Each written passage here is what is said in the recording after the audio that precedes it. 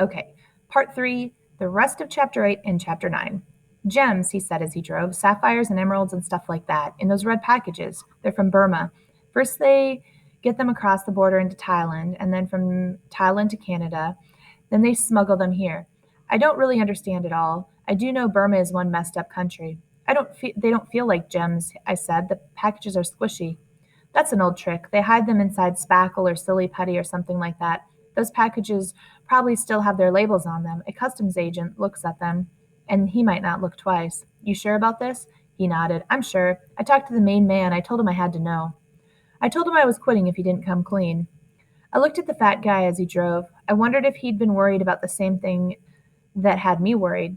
He eased to a stop at the stop sign at the top of the hill. This doesn't change anything, I said as he accelerated. I'm still quitting. You told me. Okay. You don't have to tell me again. They're going to take the packages off your boat on May 1st. That's the opening of boating season. There'll be lots of activity on the marina. No one will notice anything. You sit on the bench by the utility building around noon and they'll contact you. You give them the packages and then you're done. Your old man won't be around, will he? I shook my head. Not on opening day. He'll be out at the locks looking at all the boats.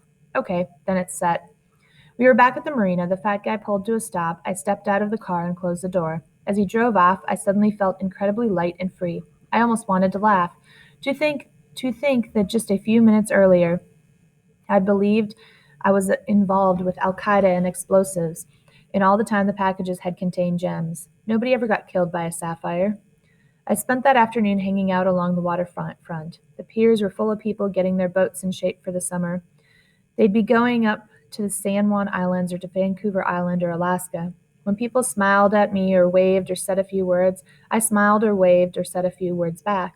The sun was out and the whole world looked beautiful. All the other years I've lived on a boat, I hated seeing the activity at the start of boating season. Knowing that other people were headed off to other places had made me feel nailed to the pier, but now I felt what they felt because I was going too. As soon as school ended, I was going. That's when I saw my dad. He was leaning against the railing by Pier K, hollering out advice to some guy who wasn't paying any attention to him. His hair was long again, long and scraggly and dirty. His clothes were ratty and he hadn't shaved in a week. Maybe the bike shop would end up hiring him, and maybe they wouldn't. It didn't really matter. Eventually, he'd lose the tiny dancer. It might be 3 months, it might be 3 years, but he'd lose it. And when he lost it, he'd have lost everything. He wasn't ever going anywhere on that crummy sailboat. His dream was a kid's dream, like wanting to grow up and be a fireman and rescue babies from burning buildings. Everybody knew that. Everybody but him. Chapter 9. Tuesday there was a package, not a red one. There hadn't been any red ones since the night I'd waited on the beach, but one of the regular ones. Still, my hands shook as I shoved it into the backpack. I didn't want to get caught. Not now, not with the end in sight. I turned and headed back to the marina. I wanted to sprint, but I made myself run at my normal pace. Nothing unusual, the same as always. That was the way to act. As I neared Pier B, I slowed to a walk. A security guard was coming straight toward me.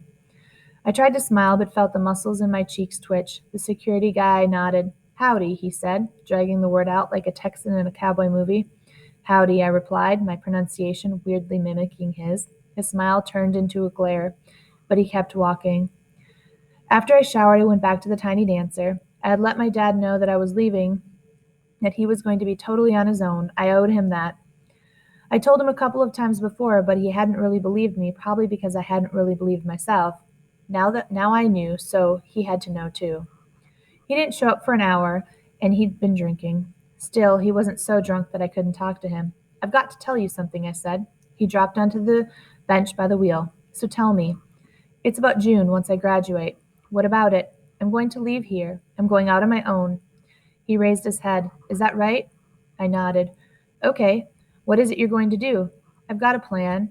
How about telling me what it is? Not yet. I will, though, and I won't just disappear, I added, suddenly remembering my mom. I'll keep in touch, I promise. He stared at me, the alcohol haze lifting. You really mean it, don't you? You are leaving. I mean it. He looked around the sailboat. I guess there isn't a hell of a lot for you to stay for, is there? I didn't answer. Well, good luck and all that, he paused. I mean that, too. I know you do, I said. I started to go down below, but one more thing had to be said, so I turned back. You understand what this means, don't you? Money-wise and all? He looked at me. I understand, Chance.